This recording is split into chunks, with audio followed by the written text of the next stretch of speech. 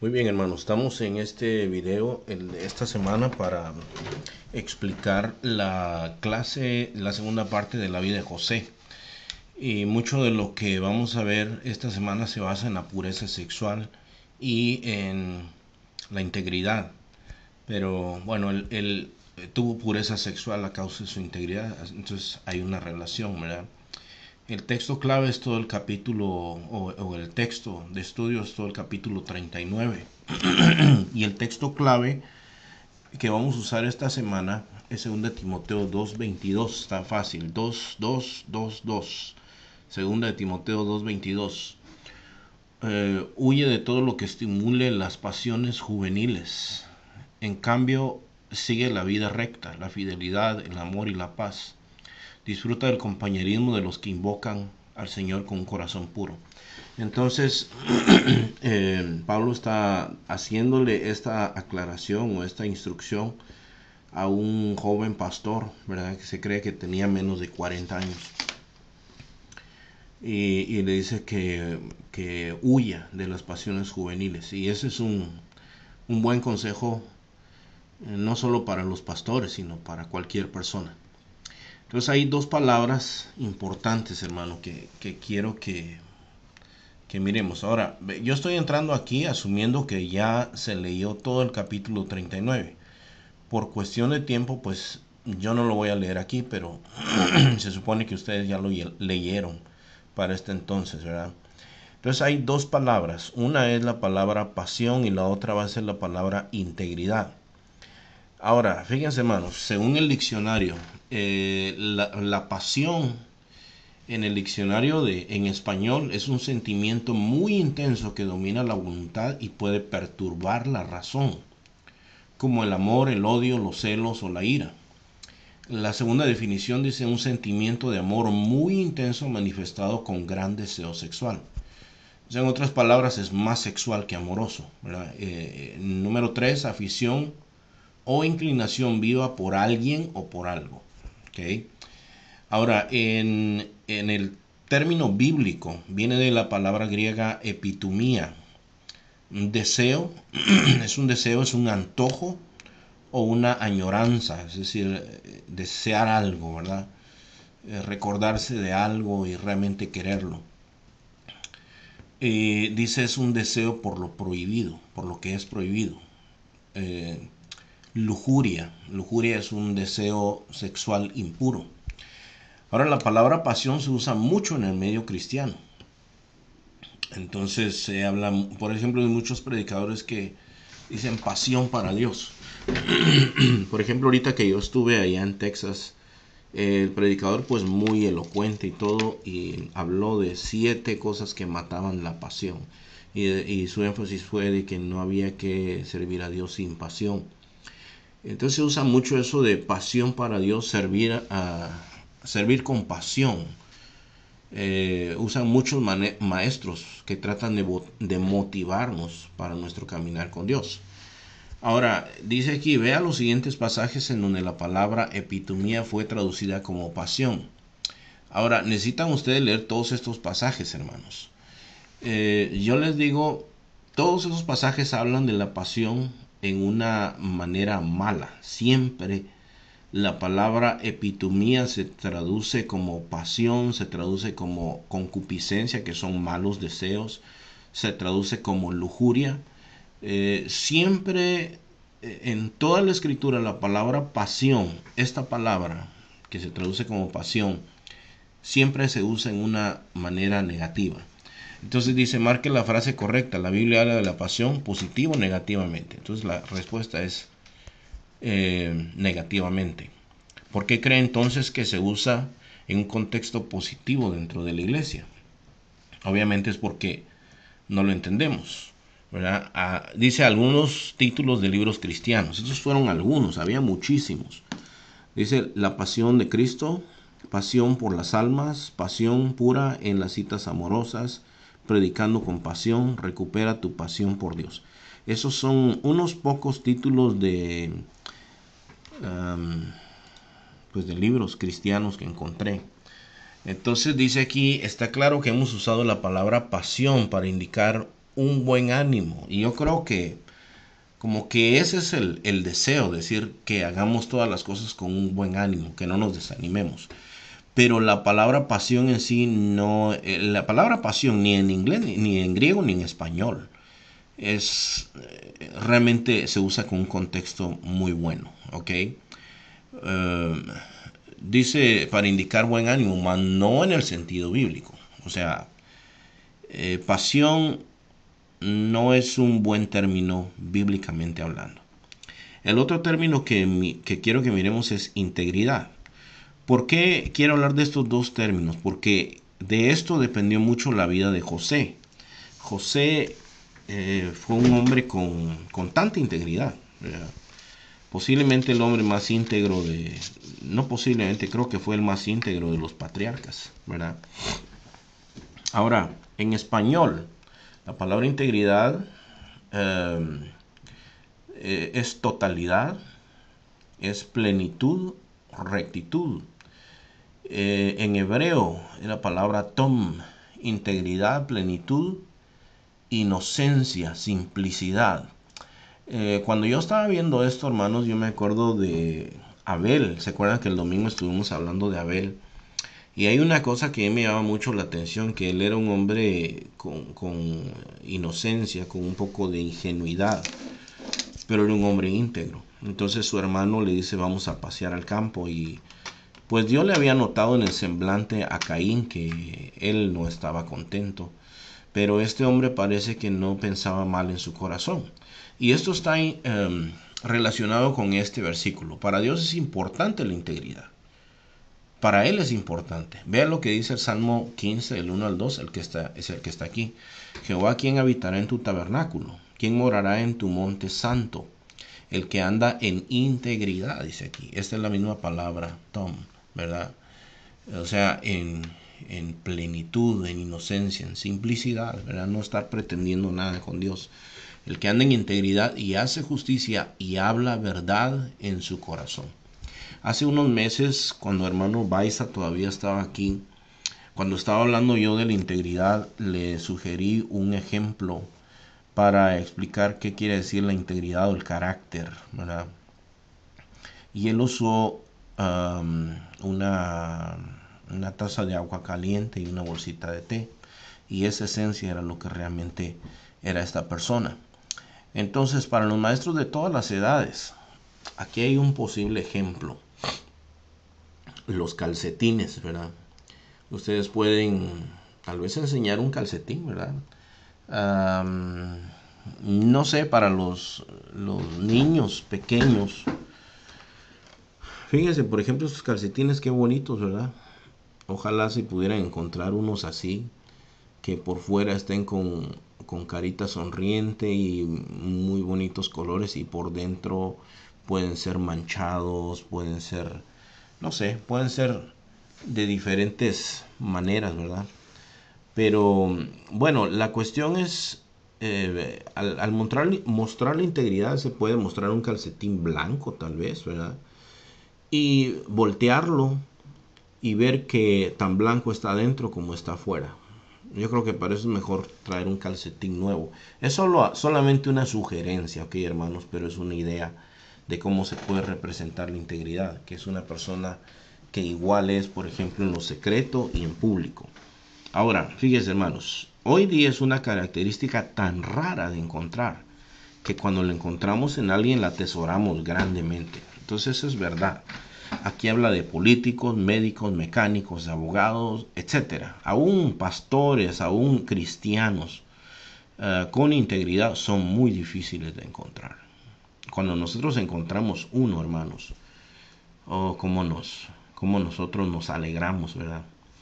Ahora, imagina este escenario. Esto realmente le pasó a alguien aquí en la iglesia. La cantidad de dinero yo no me acuerdo, pero era una cantidad considerable. Un joven cristiano encuentra una cartera con 900 en efectivo, tarjetas de crédito, pero también está la licencia de la dueña de esa cartera. La devuelve y no recibe ni una gratificación. Es más, esa ocasión yo acompañé a este hermano y la mujer ni siquiera le dio las gracias. Creo yo que la mujer no le dio las gracias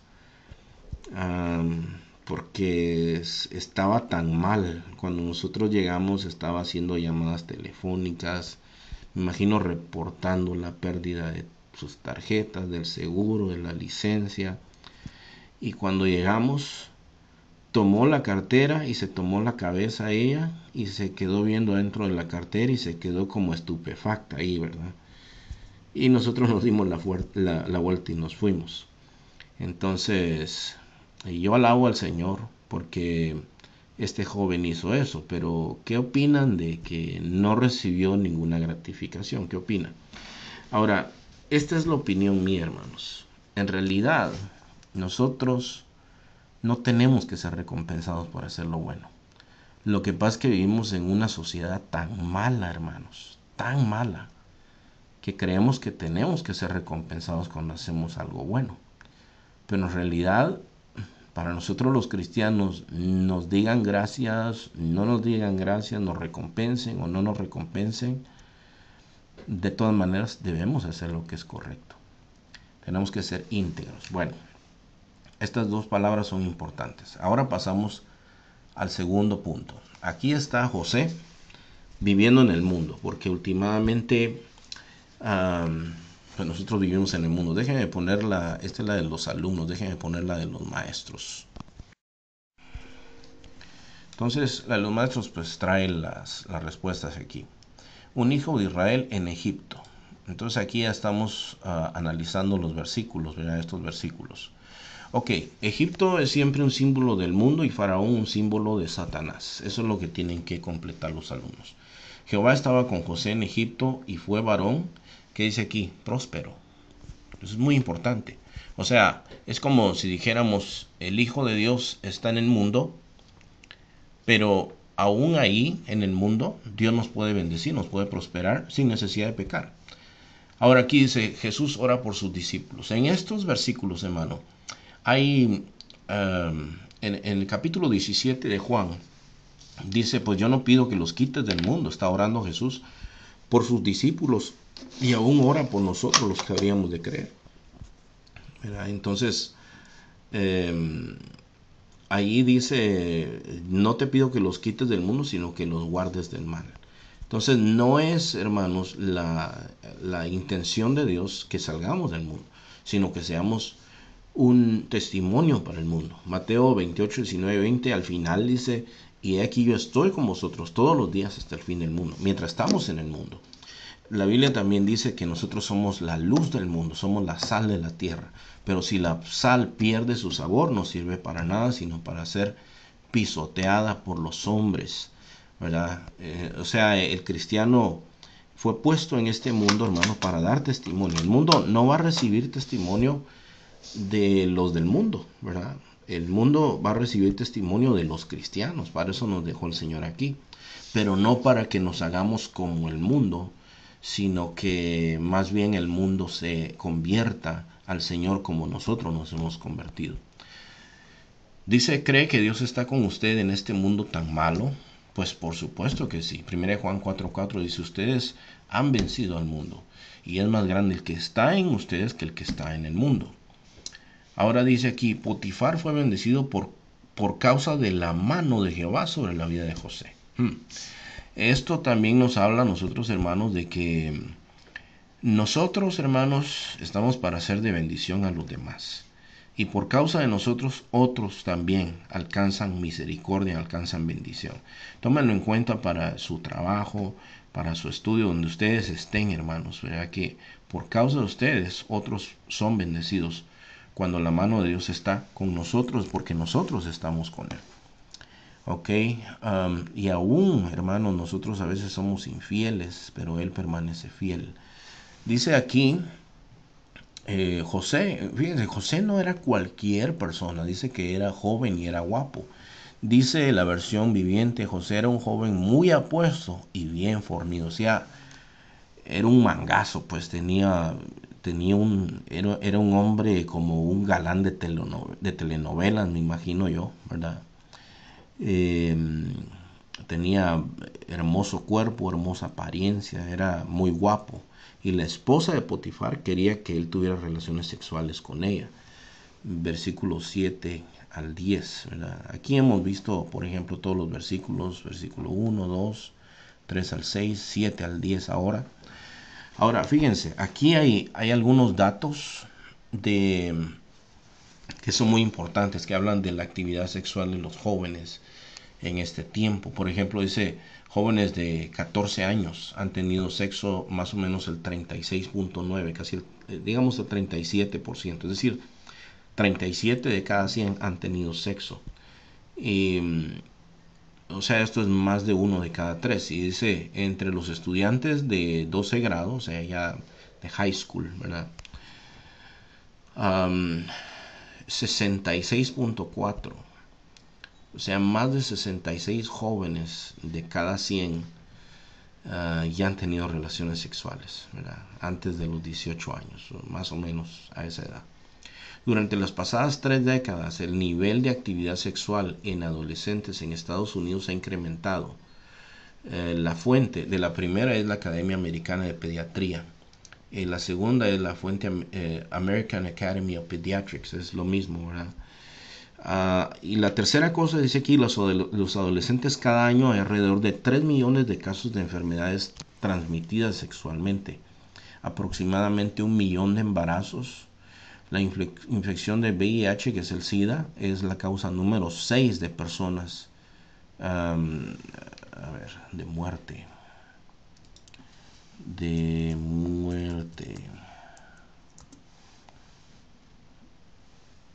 De personas entre los 15 y 24 años en Estados Unidos. Fuente Centers for Disease Control, Atlanta, Georgia. Ok. Bueno. Ahora fíjense, hermanos.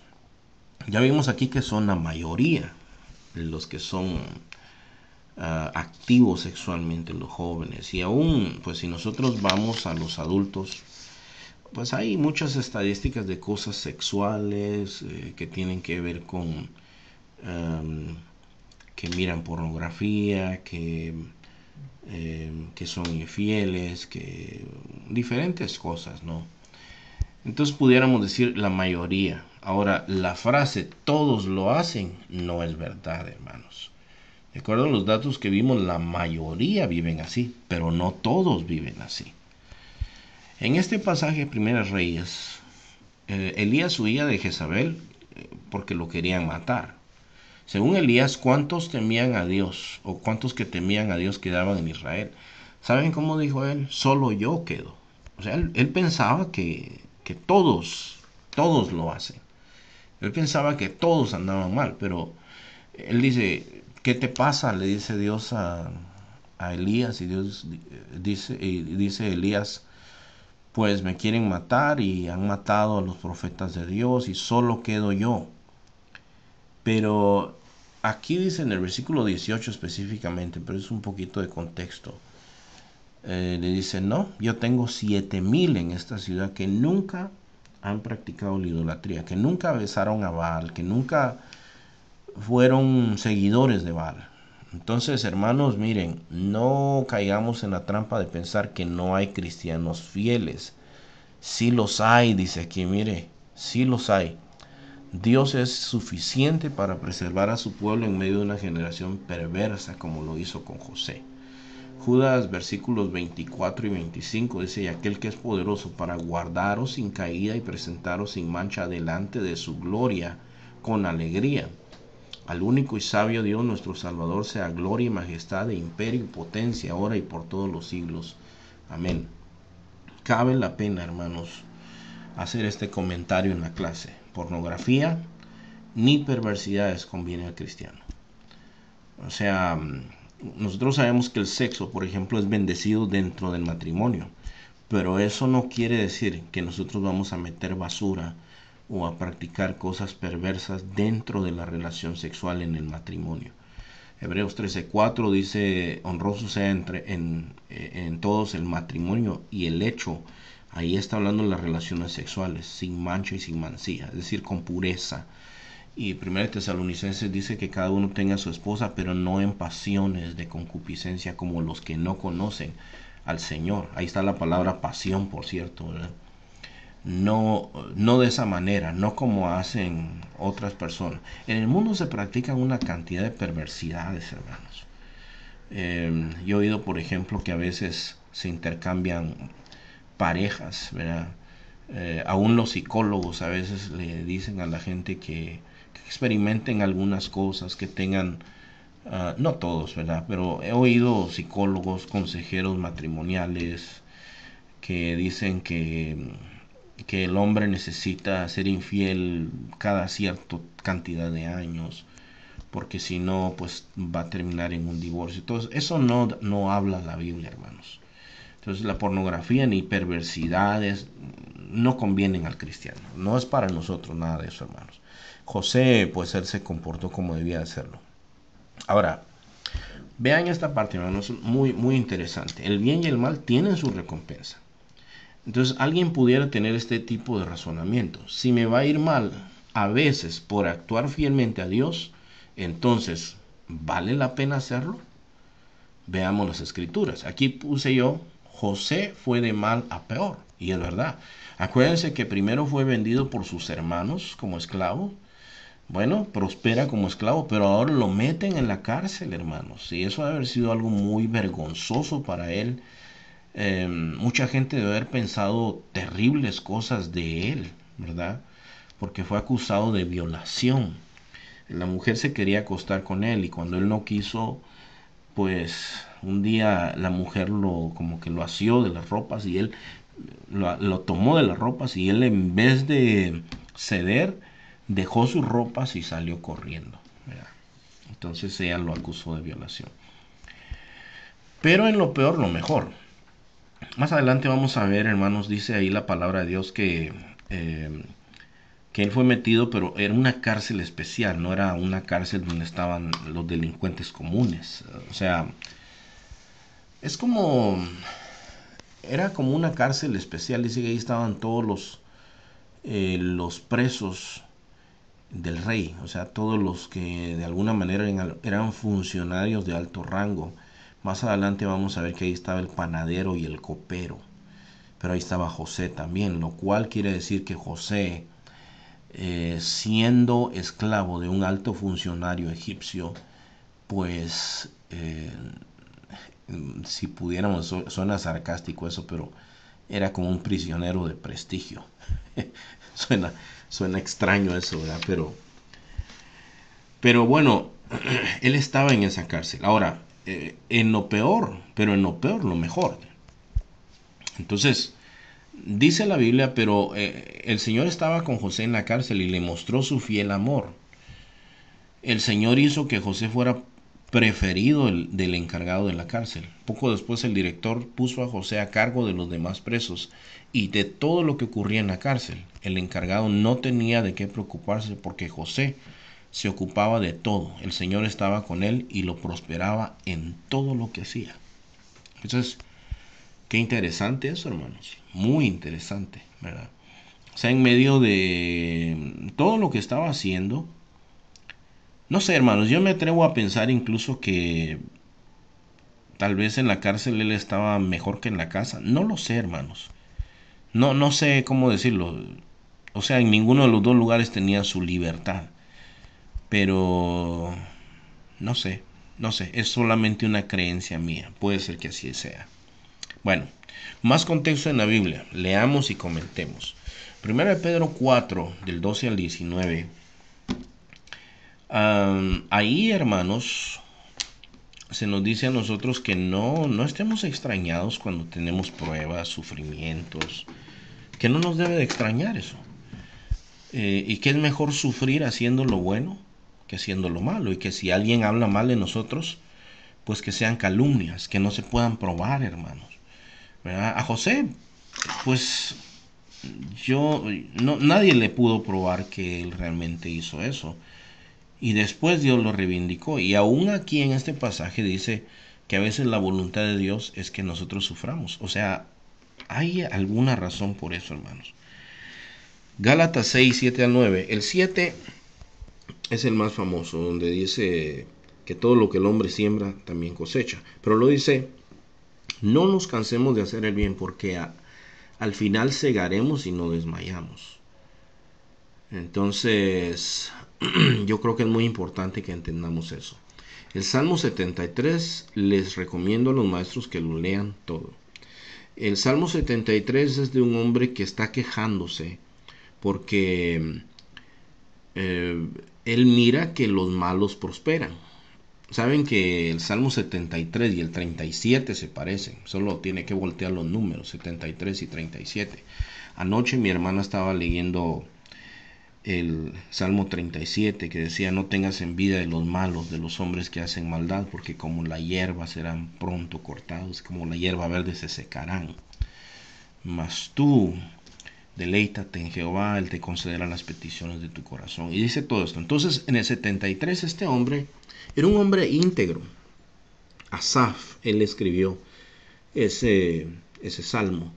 Entonces él, de pronto, al principio del salmo se está quejando. Dice: mira cómo prosperan los malos, mira qué bien que están, hasta se les saltan los ojos de gordura. No les pasa nada, tientan a Dios, viven como si nada, no hay consecuencias. Y entonces en el 13, él todavía está expresando un poco de su amargura. Pero dice: en vano he lavado mis manos, dice. En vano he andado bien, o sea, eso estaba como en su mente, ¿verdad? Pero dice luego: si yo hablara así, pues no sería fiel a tu pueblo. Dice: no entendía todas estas cosas hasta que entré, dice, en tu santuario, y pude entender todas las cosas, dice. Fíjese, hermano, dice que él se dio cuenta del fin de los malos. Entonces, hermanos, miren, algunos hombres van a recibir retribución en esta vida y otros en el día del juicio. En el día del juicio, todas las cosas van a salir a la luz, hermanos, todas las cosas. Entonces él entendió, Dios le dio, cuando él fue al templo, cuando él adoró a Dios, cuando él meditó en su palabra, él entendió.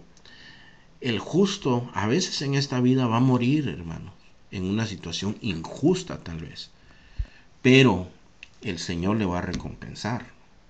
Ese es el punto de este salmo. O sea, aquí hay algunas conclusiones. Es importante y valiosa la integridad. Es importante para Dios, para los hombres, para nosotros también, hermanos. La pureza sexual es el único camino del cristiano. Es mejor sufrir haciendo el bien que sufrir mientras hacemos el mal. Dios sabe lo que hace. No tengamos una fidelidad condicionada para con Dios. Si nos va bien, seamos fieles. Si nos va mal, seamos fieles. A su tiempo llegaremos, dice Gálatas 6, si no desmayamos.